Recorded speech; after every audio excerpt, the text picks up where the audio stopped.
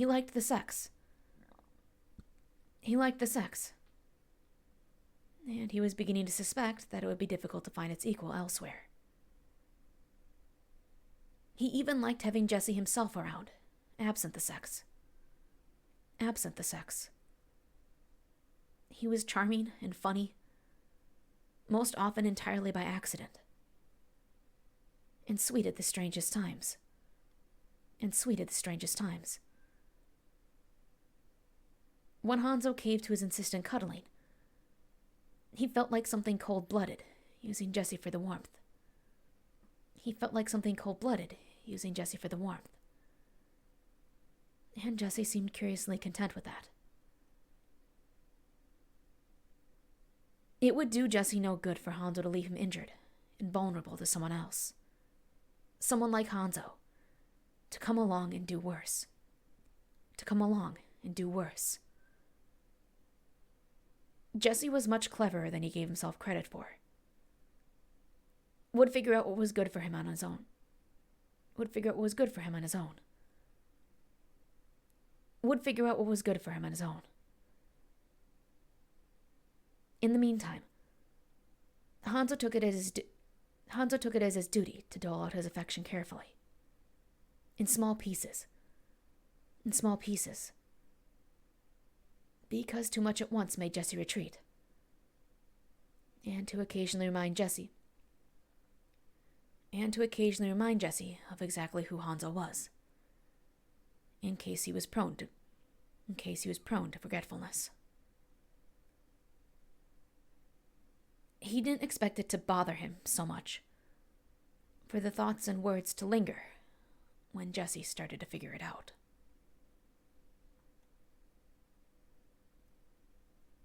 He called me creepy, Hanzo said. And spoiled. And spoiled. Genji sighed, barely audible. You're playing in a closet with knives. You're playing in a closet with knives. You're playing in a closet with knives, he said. As if that had... I love it. As if that had anything to do with it. Genji sighed again. This time deliberately loudly. It was an unnecessary, long drawn out. It was an entirely unnecessary, long drawn... It was entirely unnecessary. A long drawn out dramatic thing. A long drawn out dramatic thing. Then he sat down next to Hanzo on the floor. Then he sank down next to Hanzo on the floor. So what is this? Are you angry with him?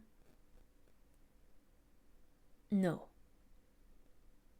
Hanzo flung the knife across the small utility closet. Watched the tip sink into the center of his makeshift target. It wasn't satisfying or particularly challenging, but it had been something to do with his hands. He didn't bother to retrieve it this time. I'm just thinking about it. Genji snorted. But he looked a little apologetic when Hanzo glared at him. At least. So your boyfriend said things... I don't think he's my boyfriend. Genji laughed outright at that. What? Hanzo snapped. Are you just friends? Genji asked. No. Is it just sex? Hanzo thought, briefly, about his own fondness and his previous certainty about Jesse's feelings. No, he said after a moment. Then he isn't not your boyfriend, Genji said with an air of smugness about him. Hanzo rolled his eyes. I I don't think that's entirely how it works. I don't think that's entirely how it works. He wondered, for example, whether Jesse might like the opportunity to be with other people.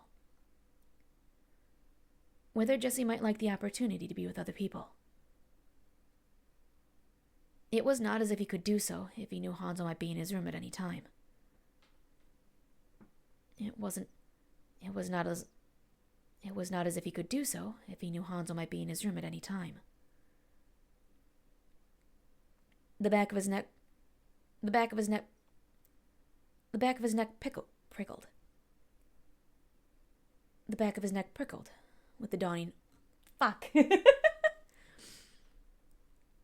back of his neck prickled with a dawning horror. Jesse might have been right to call him creepy.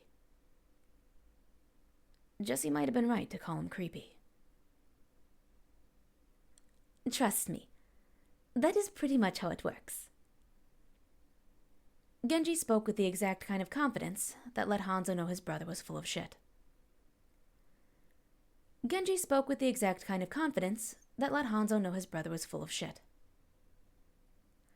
I have actually been in a relationship before.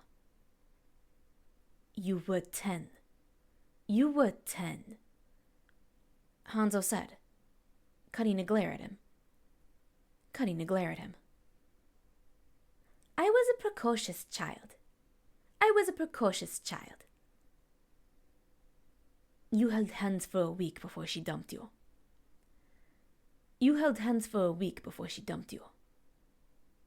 I learned a lot in that week.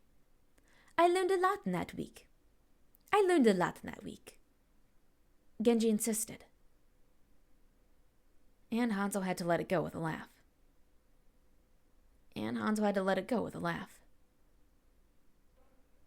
He nudged Hanzo's thigh with his knee. So he thinks you're creepy and spoiled. Is that new for you? Hanzo grunted in response. It was a valid question this time. But he didn't have to enjoy it.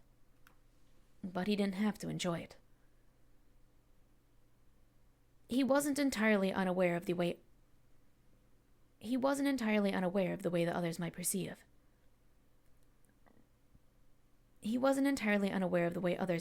Him. Even occasionally went out of his way to cultivate it. He would have preferred intimidating to creepy, and capable of getting what he wanted to spoiled. But it was typical of Jesse to downplay those things. Reduce them to something he could find more appealing. Yet another reason Jesse was better off with him than with someone who might actively wish him harm.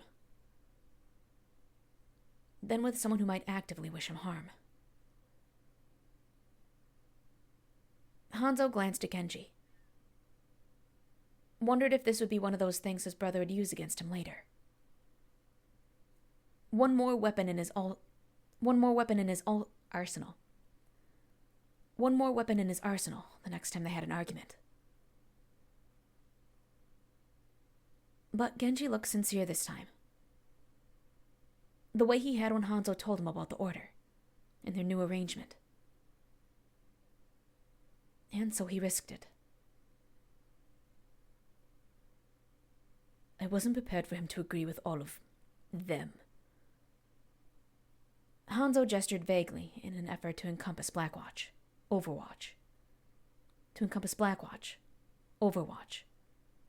The general them, who found his past and his demeanor so off-putting.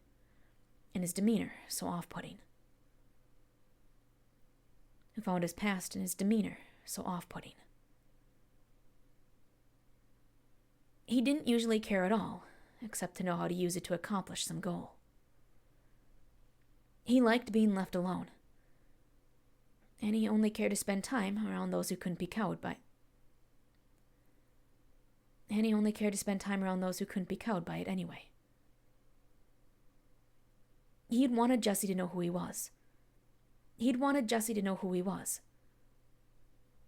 But now that he did, it seemed to actively matter in ways he had not anticipated it. It seemed to actively matter in ways he had not at all anticipated. That somehow made it all more... That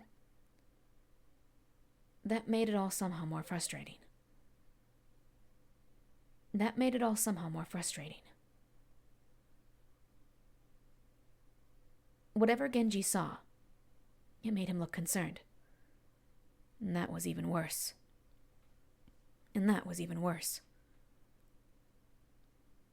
I'm pretty sure he likes you, though. Hanzo rolled his eyes. Of course he does. He said. It's coming out as more of a question than he anticipated.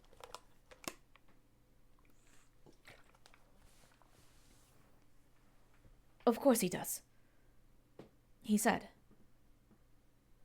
Although it came out more of a question than intended. Saying it out loud had made it less certain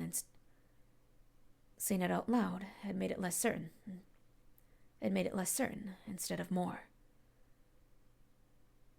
And even if it were certain, it was still a problem. If Jesse liked him in spite of his criticisms, Hanzo was left in his current frustrated state. If he liked him because of those things, Hanzo remained concerned for his instincts for self-preservation.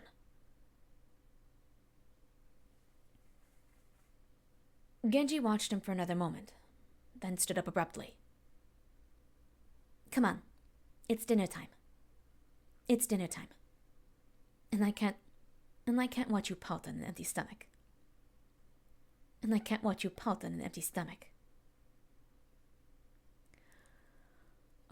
We're just about halfway.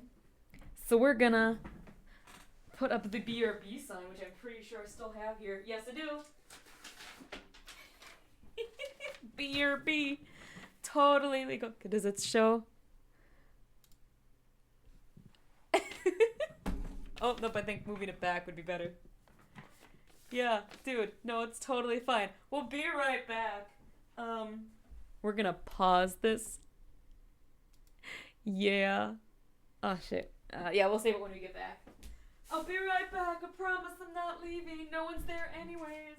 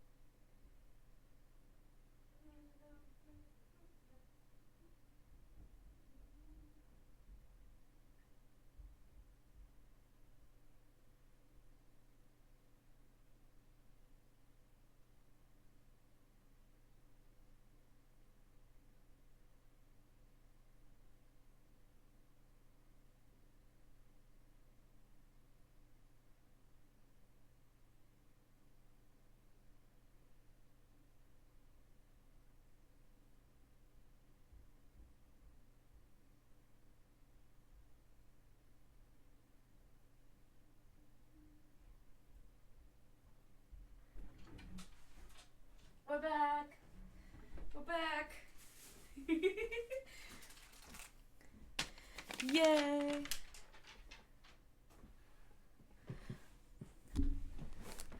Okay. So we will save this. Save project. Yep. We're gonna put it in the Not That I'm Complaining folder. Game. The. Save. Yeah, because we're at the halfway point-ish for this, which means this is going to be like an hour and a half when it's done, which is hilarious. Oh, when we have the... Why is this thing so big? Why is this thing so big? What am I doing? Yeah, that's fine. Oh, jeez. Yeah, like this is oddly... I don't know how I had this arranged the last time that it didn't have whatever stuff. Oh, only the best. Only the best for late night pod freaking. That's not helpful either. We have dinosaur fruit snacks. The most important shape. No, that's not true. I'll take sharks. I'll take sharks over dinosaurs.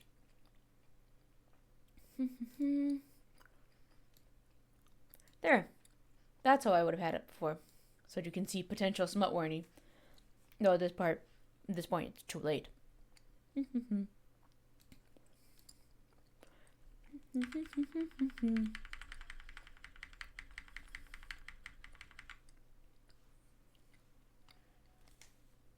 Probably some of the best fruit snacks I've ever had were the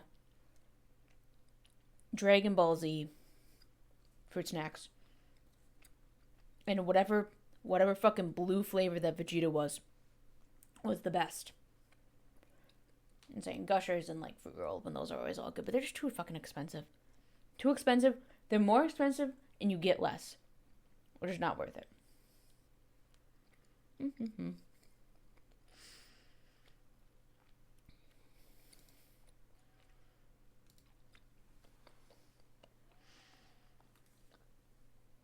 Oh.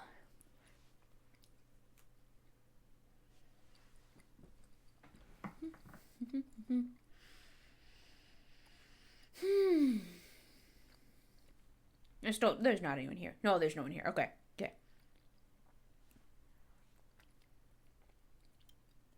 And if you're doing the replay, you can either skip ahead or do it how you want.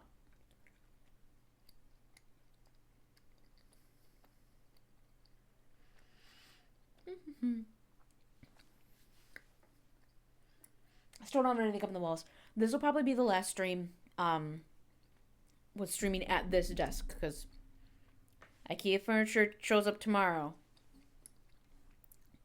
So we'll get stuff moved around. So that'll be fun. Okay, I'm gonna move that back down there. That thing, get that screen.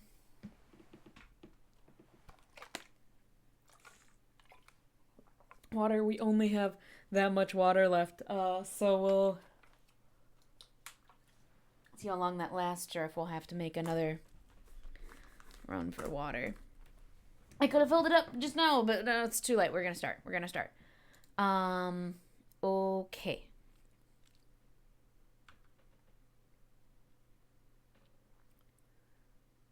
Dinner was a mistake.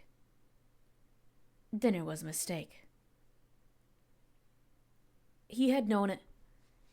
He had known it would be before he even sat down.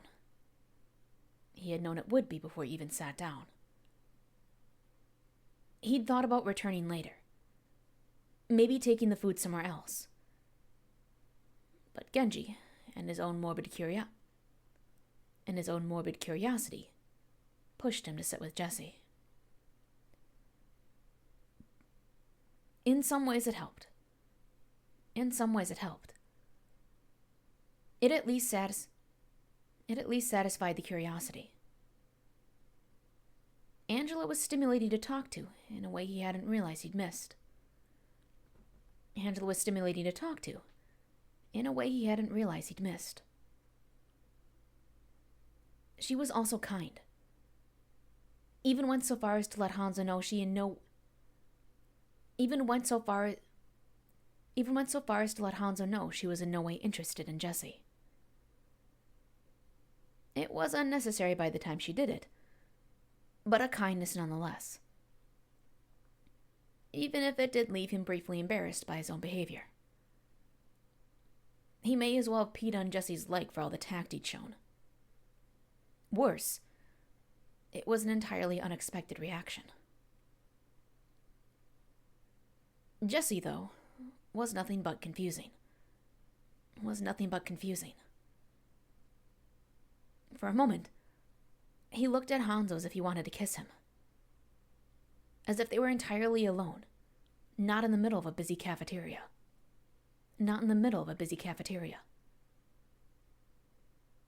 And Hanzo felt strangely lightheaded. The way he did when Jessie actually did kiss him for too long. The way he did when Jessie actually did kiss him for too long.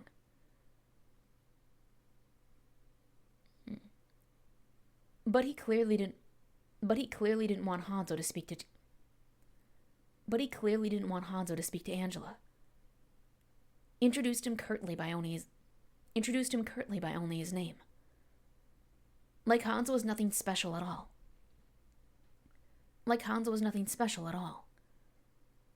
Then censured him and deflected his questions.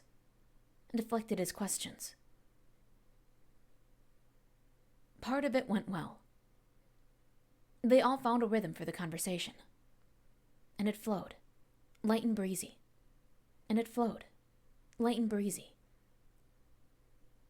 And Hanzo almost forgot about it until Angela left. Until Genji declared himself in love. And Jessie said it was nothing like what he and Hanzo had. Until Jessie declared Angela too good for Genji. Or anyone like him. Hanzo knew rationally that it was all aimed at Genji. He knew it wasn't even about him. That perhaps he shouldn't read into it. He knew. But it wound itself up with the memory of Jessie's criticisms. Of Jessie's condensation.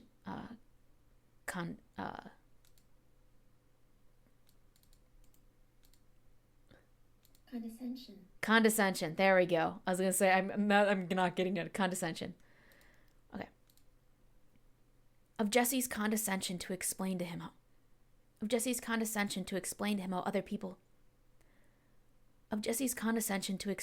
how other people here operated. Of everything Jessie had done during dinner. And he wondered if Jessie was somehow ashamed of him.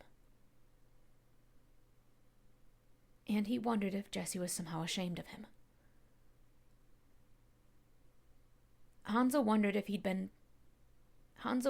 had been entirely mistaken about Jessie's feelings.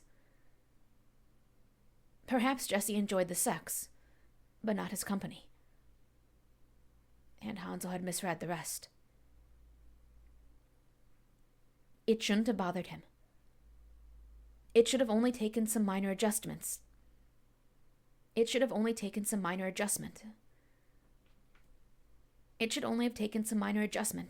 to his understanding of the situation. Minor adjustment to his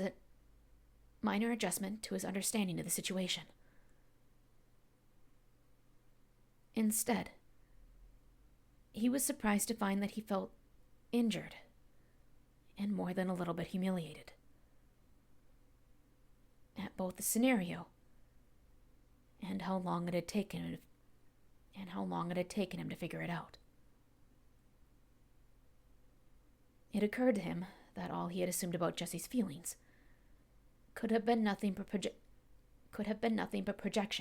and wishful thinking.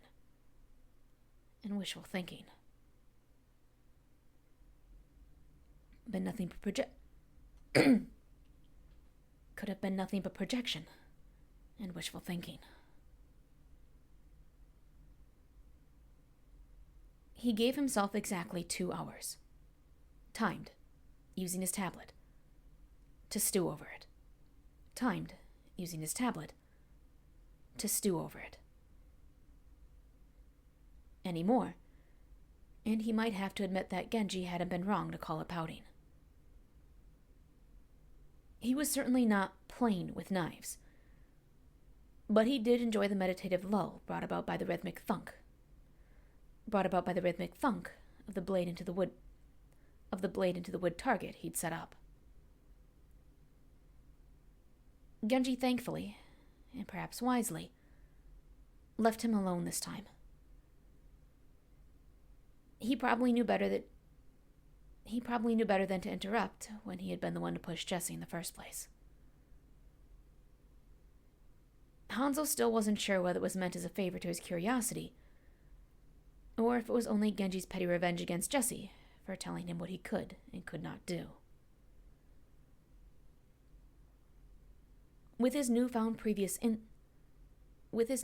insight that his previous analysis might have been colored by what he wanted the situation to be, namely that Jesse should have feelings for him and that Hanzo should be above such things, he reviewed what he could. Jesse communicated most of his affection non-verbally.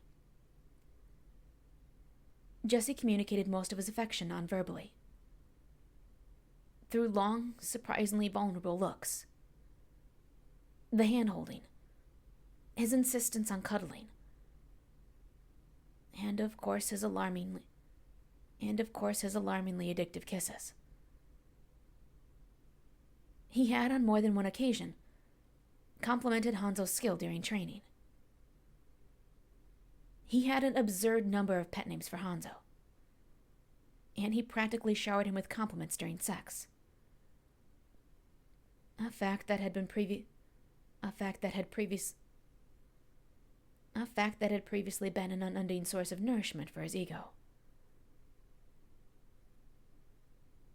When Hanzo tried to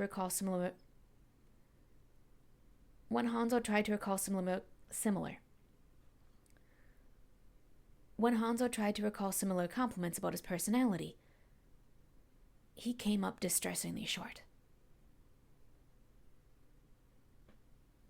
It seemed that although Jesse had no desire for the power or influence that Hanzo once wielded, it was entirely possible that the only other things Jesse noticed about him were the same things anyone else did. And Hanzo had been operating under the delusion that he had wanted that. He left the knife in the target and rubbed at his eyes. Inexplicably tired as they were so early in the night. It was only when his fingers came away wet that he realized he had deluded himself again. Yet again. Strangely, it was this that threw all the rest into perspective. Hanzo was indeed pouting, hiding in an empty utility closet, playing with knives, and now crying over a man who he was angry with for believing exactly what Hanzo had worked to make him believe. Except he couldn't even know what Jesse believed, because he had never asked. Nor had he ever thought to clarify his own feelings. Because he had been certain that he didn't have them.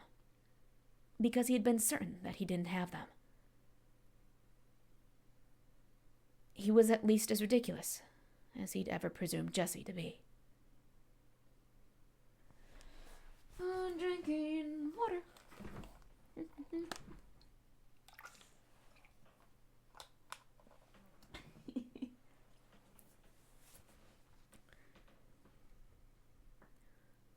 Since it appeared that particular types of kisses and prolonged eye contact were unreliable metrics for determining Jesse's feelings, the only reasonable option was for Hanzo to ask the source himself. He managed to hide his stolen knives, clean himself up, and leave the closet with 2 minutes left on his tablet's timer.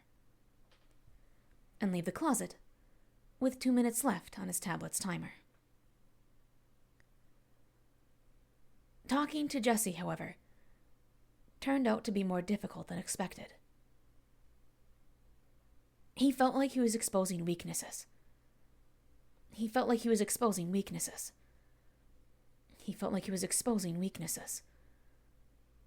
Which was hardly something he had made a habit.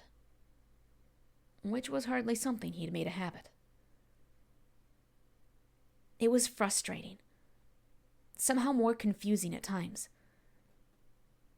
But he was determined to see it through.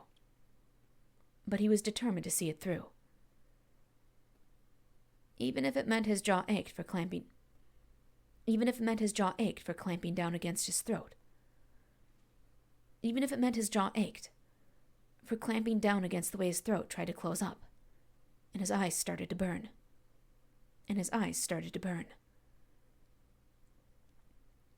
However humiliating it was, Jesse at least made it clear that the situation was far better. That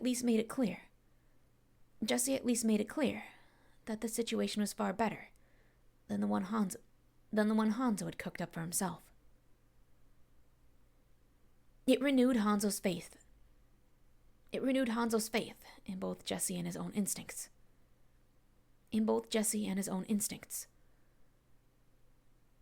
And he felt reasonably certain Jesse could and should have anything at all that he wanted. Like knowing it's there. The shit nobody else gets to see. Jesse told him. And Hanzo replayed the words in his mind. Lightheaded with them long after Jesse fell asleep.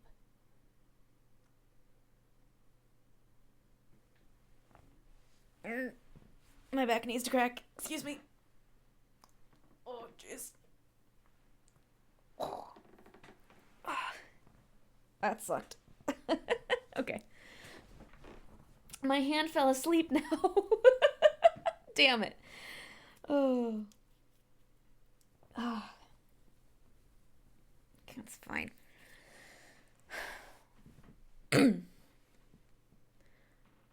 The first time they had tried this had been, admittedly, not the most appropriate.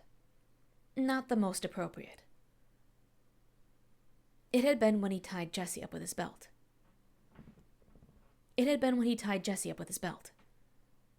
The first time he tied Jesse up with his belt, anyway. And Jesse had squirmed so much that Hanzo had given up.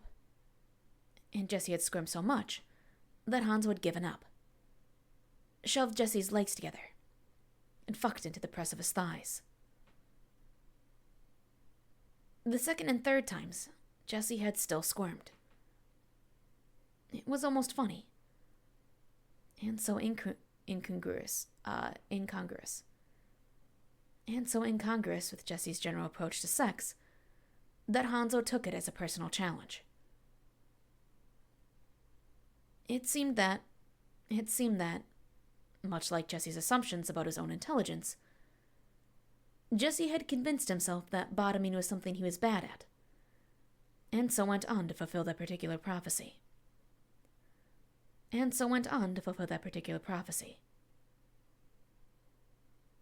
As with nearly all of Jesse's odder quirks, Hanzo found it endearing. He also managed to make some headway curing Jesse of the illusion by reducing him to the sort of sobbing mess that absolutely required post-coital cuddling. As a matter of responsible care. Not simply pleasure. This time, the challenge appeared to be embarrassment of all things. This time, the challenge appeared to be embarrassment of all things. The challenge appeared to be embarrassment of all things. You are the most shameless person I've ever met, Hanzo insisted. Jesse stared at him as if he'd grown a second head. And Hanzo didn't care to interrogate that particular reaction.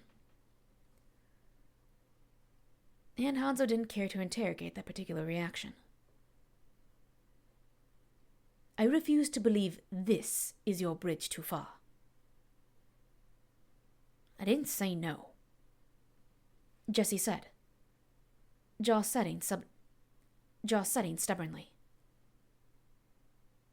It appeared he had heard it as a challenge. Which boded well for the outcome. It's just... Jesse breathed out hard through his nose. Really? Really, cowboy. Really, cowboy. Jesse smirked at him and tugged Jesse's belt to pull him closer. He pitched his voice lower. Tried to shape the words the way Jesse might have.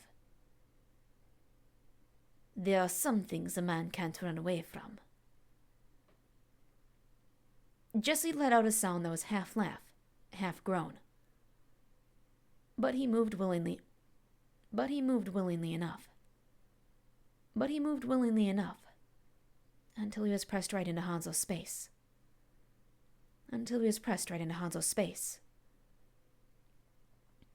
You're lucky I like you. He said, mouth downturned like he was trying, and failing, to pout about it. It didn't matter that it was only playful this time. It was still new enough that the admission sent a little wave of warmth through him. Scratching your face. Oh. There's someone left a comment, or is talking. Oh, there's a whole bunch of stuff. Okay. Hello, I like your voice acting, need to work. Good English, especially in grammar from Middle Russia. Found your blog half a year ago and I worked. Oh gosh! Oh gosh. Yay, cool. Oh, thanks. Oh, that's very cute. Thank you. I absolutely don't mind. That's very nice and cute, and I'm happy you were here. Okay, all right, let's keep going. I totally lost my spot. Yay. Oh, that's very cute. Okay. Okay. Yes, see. It didn't matter that was only... Fuck, now I'm smiling. Okay. It didn't matter that it was only playful this time. It was still new enough that the admission sent a wave of warmth through him. It was still new enough that the admission sent a little wave of warmth through him. Softer and sweeter than the heat of anticipation.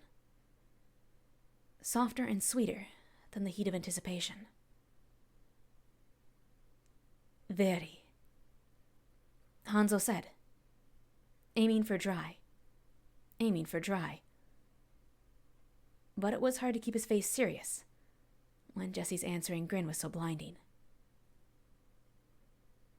No, take off your shirt, Pilgrim. Jesse laughed again. Pulled his loose tee up and over his head. Sent his hair flying, unruly as ever. When it was off, Jesse leaned in.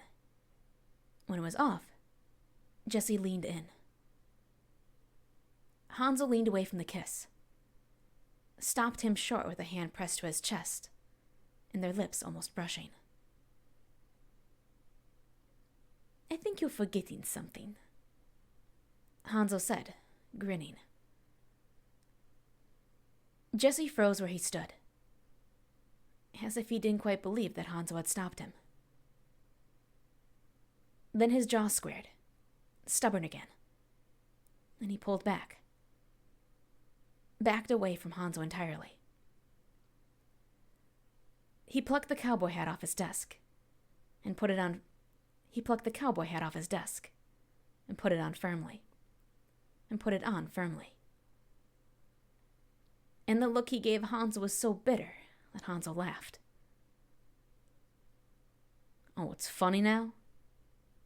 Jesse grumbled.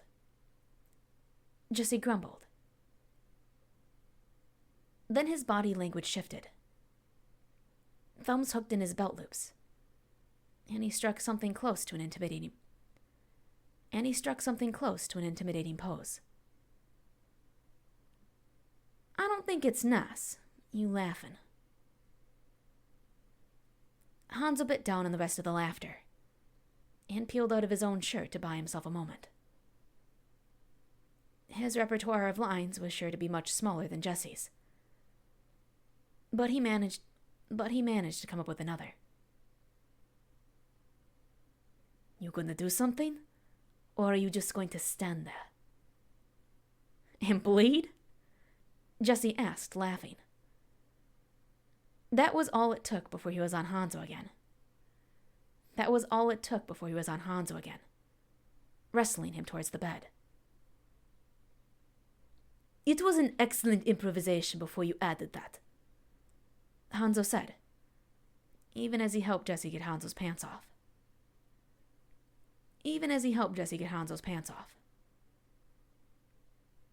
Jesse snorted and pushed him down onto his back, then reared back again to begin pulling at his own belt buckle. I corrected it. Shouldn't have started it if you can't keep up. Shouldn't have started if you can't even keep up. Man's got to know his limitations.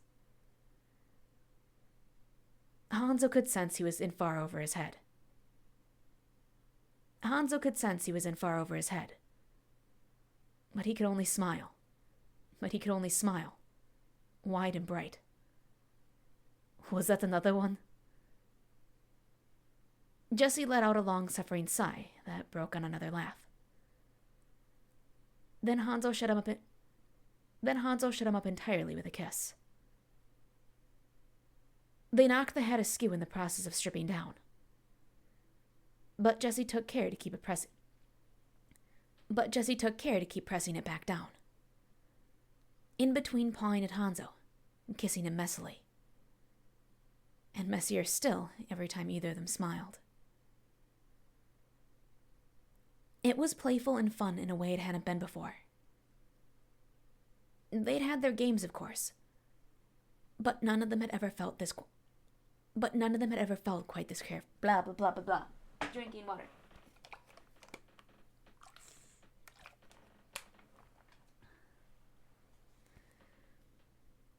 But none of them had ever felt quite this carefree. It made the warm fondness in Jesse's chest grow lighter, into something bright and untouchable to the rest of the world. The feeling lingered even as he worked Jesse open with his fingers. Watched Jesse's brow furrow, and the flush rise in his cheeks. Watched his mouth move restlessly, from smiling to biting his lip, to falling open on a shaky gasp.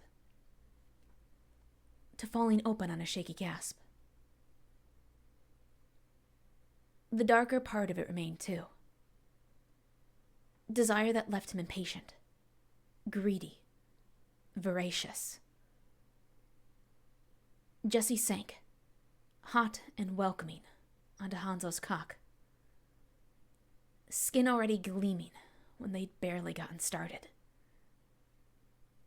He took a moment, and Hanzo obliged by keeping as still as he could. Then Jesse tipped the hat at him and winked, laughing, and already starting to get breathless.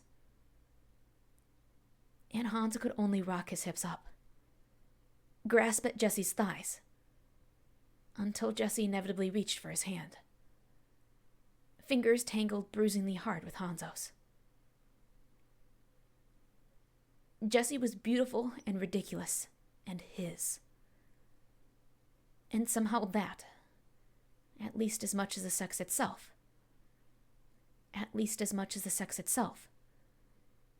satisfied both the dark and light inside him.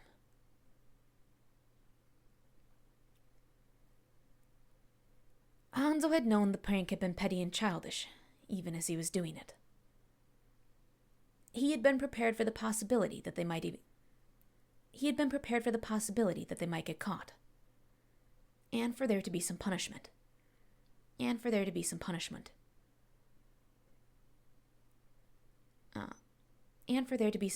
If so. But his experiences so far had shown him that Blackwatch was not exactly heavy-handed.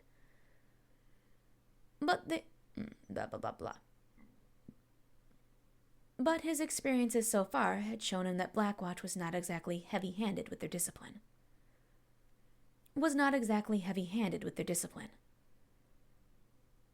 He might lose some pay he could not spend anyways.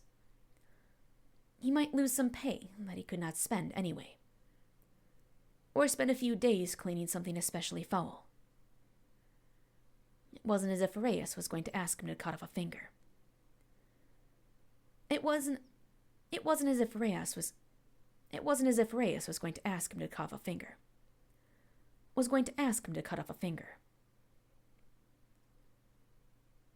But it upset Jesse, clearly. And Reyes separated them for what should have been a standard reprimand.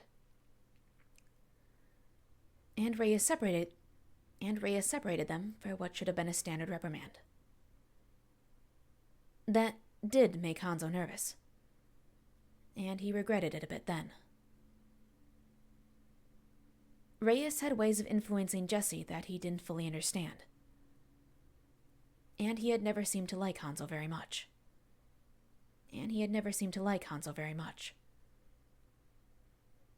If he wanted to make it personal, he might very well be able to. Jesse made Hanzo happy, and Gabriel Reyes might have the power to take that away. The thought should have made him contrite. And it did when he was with Jesse. But then he found himself in Reyes' office at a time when he should have still been sleeping next to Jesse. He was more than a little resentful about it. And Reyes looked no happier to see him. "Sit down," Reyes demanded. Hanzo was tempted to remain standing, but he had wanted to sit. It left him with a frustrating dilemma. He could do it, and appear to be following Reyes' orders. Or he could refuse and remain uncomfortable. In the end, he opted to sit. But he did it so slowly and deliberately.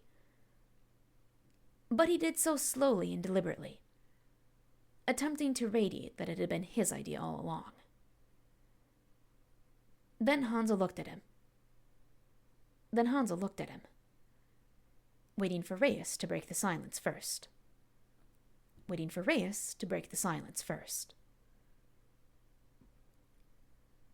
Reyes only stared back for a moment, until he finally snorted and shook his head.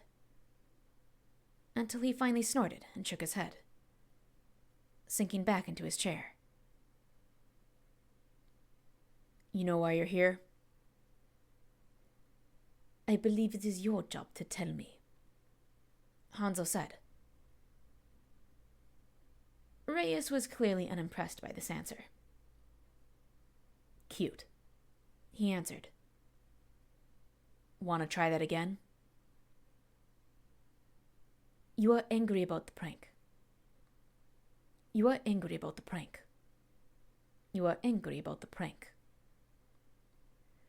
That was dumb as hell, but no, not quite. Third try. You get it wrong this time, and I'm gonna have to reassess how smart you are. You get it wrong this time, and I'm gonna have to reassess how smart you are.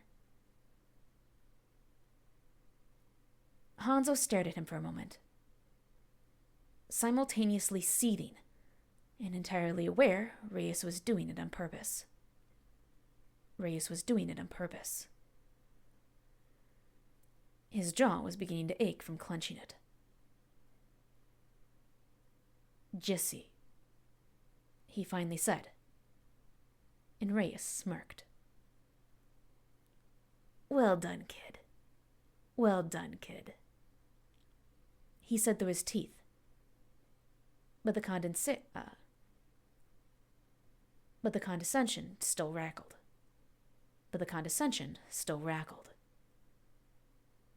Reyes was prodding at him intentionally. And it was working. And that was all the more infuriating. There's nothing in your rules about dating. Is that what you're calling it? Is that what you're calling it? Reyes asked with a laugh. Hanzo bristled at that, but he refused to look away. But you're right. It's not that either. It's one thing for you to fuck up on your own. You get in trouble, I do a little paperwork. Pain in the ass, but it's nothing special. Pain in the ass, but it's nothing special. What you're doing, though... Fucking Gabe. What you're doing, though, is dragging someone else into trouble with you.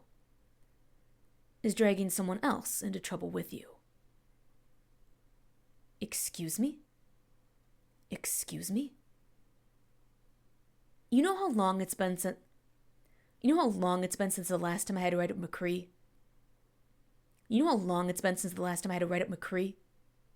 Years. Then you come along. Now he's slacking off and getting up to stupid shit again.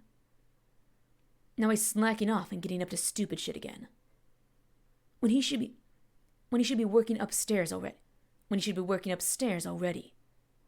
He doesn't even belong here. He does not belong here.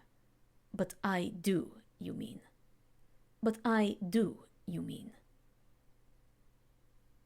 No reason to get butthurt about it. You know it's true. That's why you picked him, isn't it?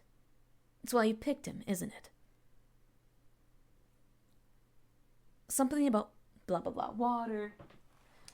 Anytime we're doing Reyes, I gotta drink water. Okay. Something about the word set him on edge.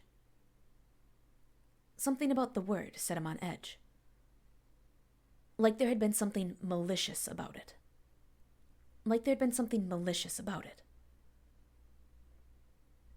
Picked him. Hanzo repeated slowly. Targeted, he realized. And he almost laughed. Easy target, right? Young, a little more idealistic than a lot of people around here. Easy to play for someone like you.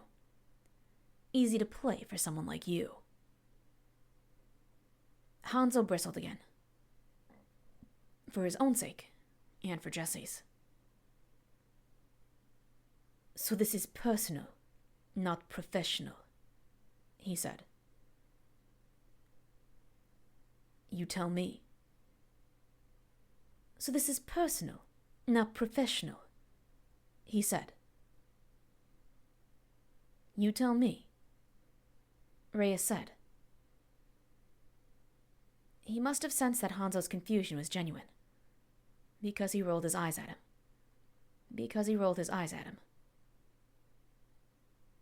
What are you doing with him, Shimada?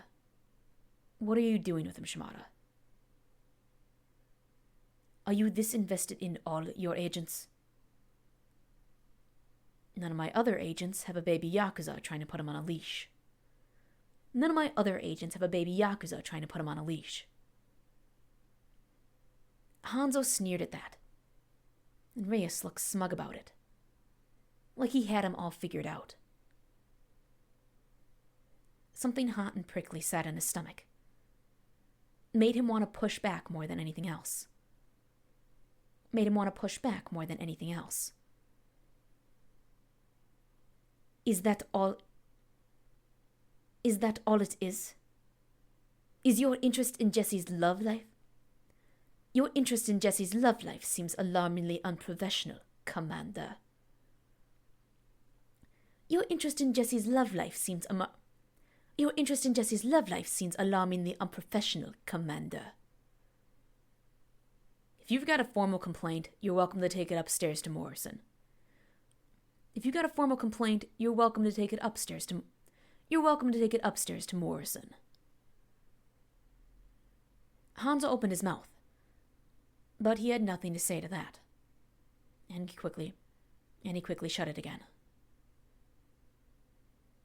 Reyes only watched him, looking satisfied that he'd managed to win this one.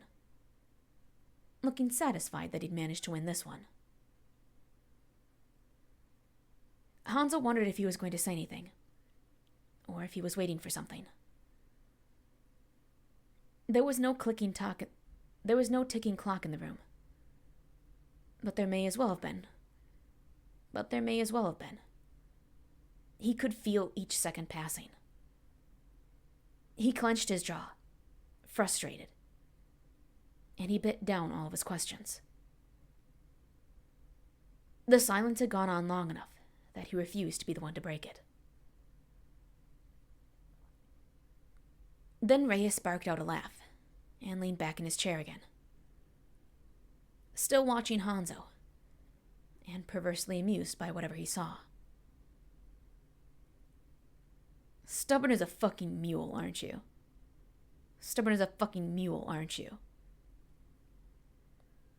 Hanzo didn't know how to answer that either. If you're just gonna sit there, I got a story for you. Hanzo barely suppressed an eye roll, and Reyes laughed at him again. At some joke he had only with himself.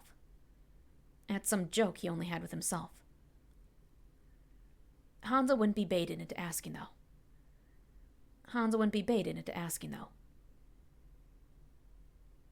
Did McCree ever tell you how you ended up here? Reyes seemed to sense it when Hanzo suddenly perked up, because he smirked right at him. Infuriating man. Still, he had managed to pique Hanzo's interest. He was in a gang. Drinking water. Oh, jeez. Okay.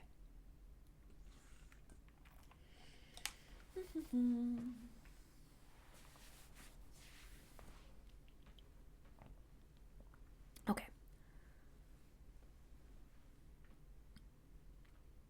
He was in a gang, and you picked him up after a sting operation.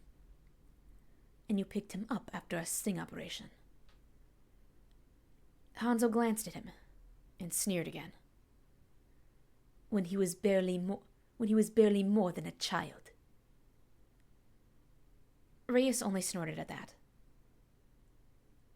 He killed 3 federal agents and 1 of mine.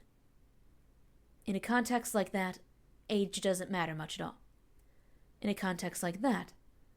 Age doesn't matter all that much. Not to the agents and their families. And not to most judges or juries.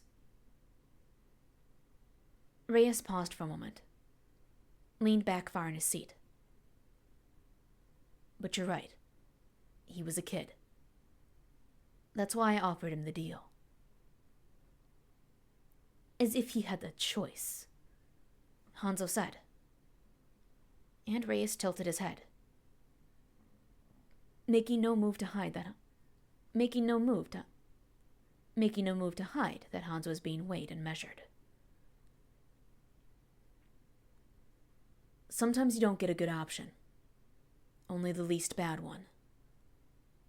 Reyes shrugged, as if he had reconciled with his decision long ago. Then he laughed to himself, relaxed until he was suddenly nothing more than an old man reminiscing.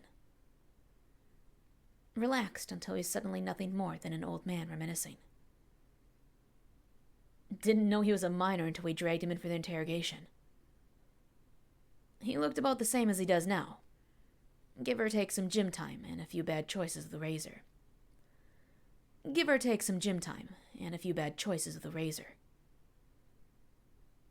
You know he lied to me about his age 3 times?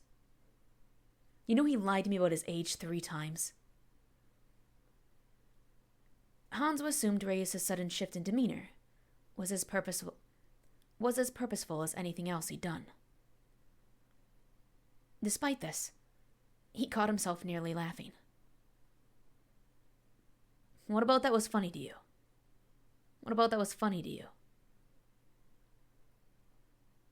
It wasn't a challenge this time.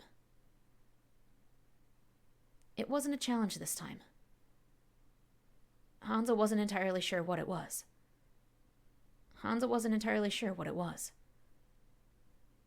Why does it matter? Reyes snorted. But he looked directly at Hanzo. Held his gaze for a moment. Humor me. Hanzo wanted to refuse him, out of spite more than anything else. But Reyes didn't seem entirely hostile this time. It only seemed like something Jesse would do. Whatever Reyes thought of that, he only grunted. You know when his birthday is? Hanzo scoffed at that. Is this a test now? Of course it's a test, jackass. He sighed, making sure it was long and loud enough that Reyes heard it. Next month. And what's the month after that? Hanzo stared at him, unsure where this was going. More slowly than before, he said, he would have been with Blackwatch 6 years. What is the point of this? Just making sure you know how long he's been working to get it right.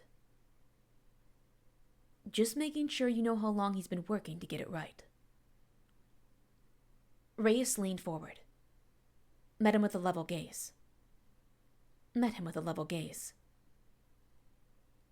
And how long I've been invested in making sure he does. Hanzo could hear the rest of it. There was a threat lingering there. One that said if you were actually doing anything to harm Jesse, he would have a real enemy in Reyes too.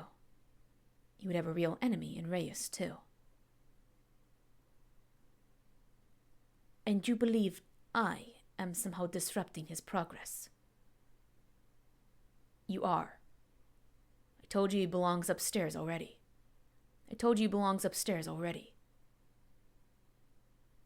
Hanzo snorted. What if he doesn't want to be? Why? Because he'd rather be here with you? Reyes sneered at him. Hanzo bristled again, but he shoved it down and stared back at Reyes. Maybe.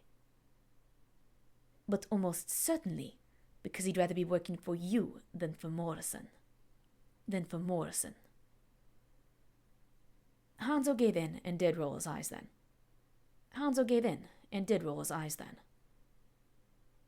Have you tried asking him what he wants? Instead of planning it all out and expecting him to fall in line? Instead of Instead of planning it all out, instead of planning it all out and expecting him to fall in line. And expecting him to fall in line. His voice got tight at the end. More than he'd intended. So he clenched his jaw and went quiet again. By the way his eyebrows shot up, Reyes certainly noticed. But he granted the small mercy of letting it go. No way to find out if he never finishes high school. Reyes grunted and settled back in his chair again. You think he's resisting that because he'd rather be here?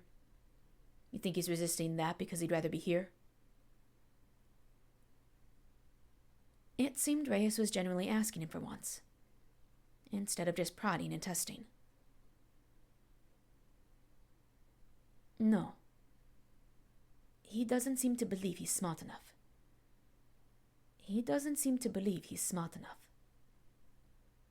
Hanzo said slowly. And what do you believe?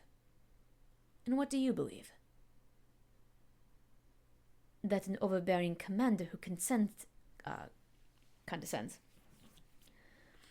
That an overbearing commander who condescends to him isn't helping.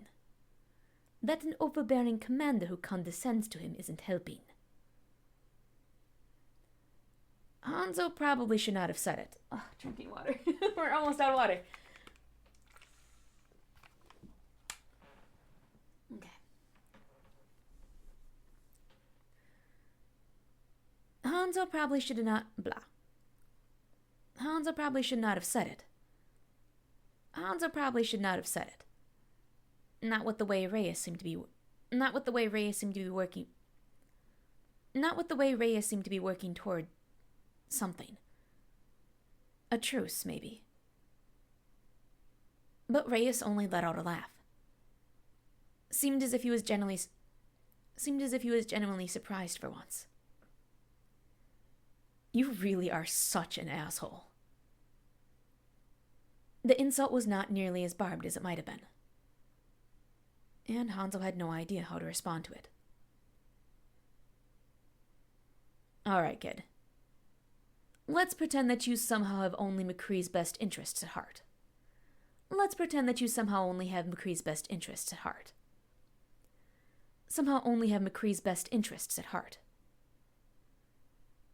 Reyes smiled with far too many teeth.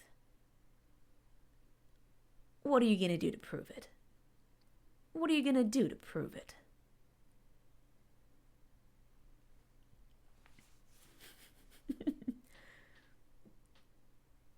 Reyes wasn't entirely misguided.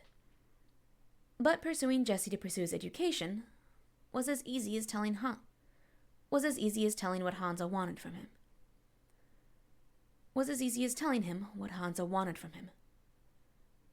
Almost as easy as if it were only about sex.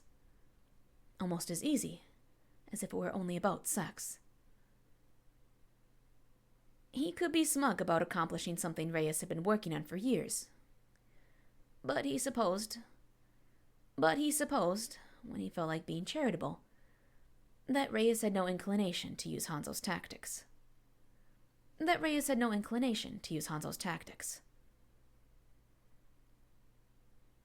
However charming Jesse's self-deprecation could... However charming Jesse's self-depreciating humor could be, it was much more satisfying to see him realize that studying at this level had little to do with how smart he was, and much more to do with the work he put in. Hanzo also found that he enjoyed helping. He missed school. Or at least he missed having something to think about that existed outside of his usual routines. And the system of rewards he had devised made it enjoyable for both of them. A month in, he dragged Jesse away from studying, and to the surprise party Angela had concocted for Jesse's birthday. Jesse was charmingly flustered by it.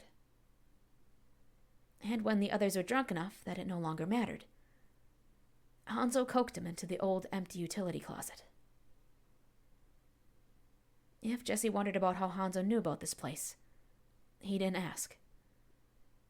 He was likely too distracted by Hanzo's mouth to care. It was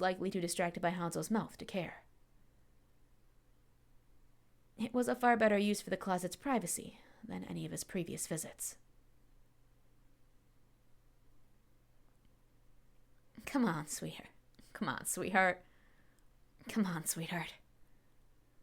Jesse purred against his neck, stubble scraping gently with the movement of his mouth. Just trying to say thank you again for all the help. Hanzo laughed, but the way Jesse's tongue curled up the side of his neck made the sound catch in his throat. You did the work, he insisted. Though he supposed his hands holding Jesse's head close didn't suggest he was going to argue much. I should be rewarding you. Jesse coaxed him onto his stomach. Trust me, it's a reward. Jesse said, pressing a kiss to Hanzo's shoulder. But if you really want, you can keep still. Let me take my time for once. He laughed quietly, melding his way up the side of Hanzo's neck. Melding his way up the side of Hanzo's neck again. Don't be so bossy, Jesse said, then nipped at Hanzo's ear. I'll do my best, Hanzo told him, trying his hardest to sound very solemn, which only made Jesse laugh again. Jesse trailed slow, open-mouthed kisses down his spine, hands brushing warm and light over Hanzo's shoulders, down his back and sides to his hips, over his ass and the back of his thighs. He knew it was coming next, but it hardly changed his reaction. It was always the same. At the first touch of Jesse's tongue, Hanzo let out a quiet, high noise. Then he shuddered with it. Felt like every muscle in his body was slowly losing strength. Like he might be melted into the sheets. He did actually try to make good on his promise to be still. But Jesse went on and on and on with it. Tongue working wet and insistent, until Hanzo worried he might be licking the sensitive skin raw. Until Hanzo could no longer contain the way his hips rolled and twitched. Cock dragging over the sheets.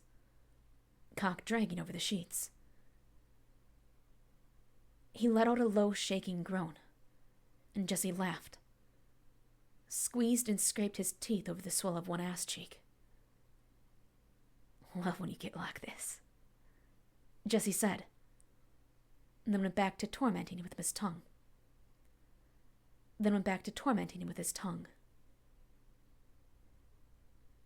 The words rattled around inside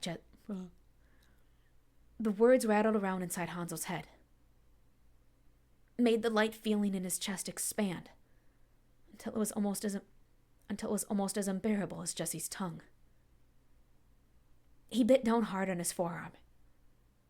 He refused, completely and utterly, to be the person who said that for the first time in the middle of sex. Jesse would adore it, and he would never, ever let Hanzo live it down.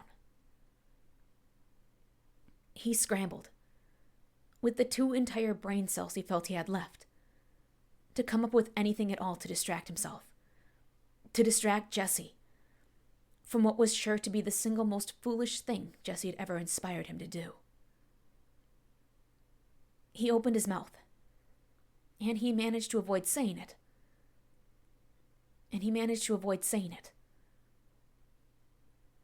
What he said instead was, "Please." It was as embarrassing as he expected it to be. But still somehow less embarrassing than what he'd narrowly avoided. "Please, Jesse," he repeated, strangely giddy with the relief of it. He thought he might be losing his mind, but giving Jesse this particular fantasy was at least sufficiently distracting. Jesse picked up the new game without hesitation, dropped his voice, and told him to ask nicer.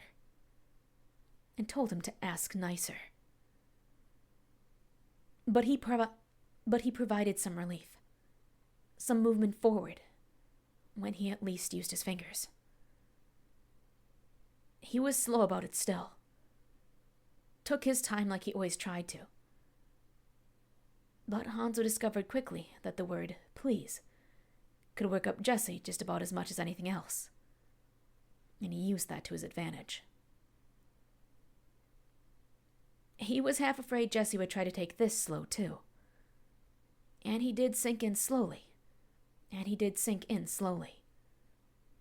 Stretching Hanzo around his cock in a careful, breathless slide. Hanzo gasped, and he felt himself tremble. He felt stupidly, impossibly good. Like it always did. Like Jesse belonged there. And Hanzo laughed again, overwhelmed by his own romantic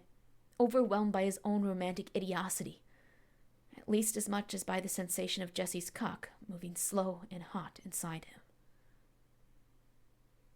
But it seemed Hanzo had successfully made Jesse just as impatient.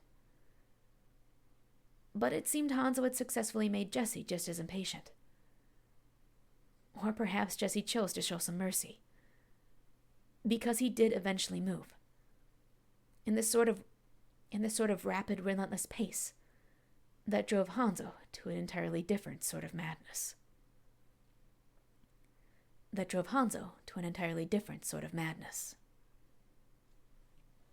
Drinking water, and we're almost done. That's the last of water.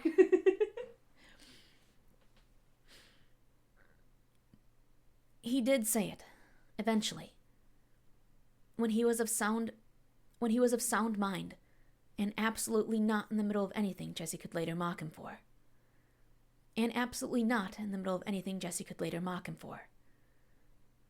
Although he still wasn't entirely in control of it. He returned to their room to find Jesse, entirely of his own volition, considering the college replacement courses offered by Overwatch. And the words simply fell out. "I love you," he said. And Jesse didn't even give him time to panic before he said it in return. Once spoken aloud, Hanzo found it both impossible and unnecessary to keep quiet on the matter. Hanzo found it both impossible and unnecessary to keep quiet on the matter. Or attempt to delude himself about it ever again.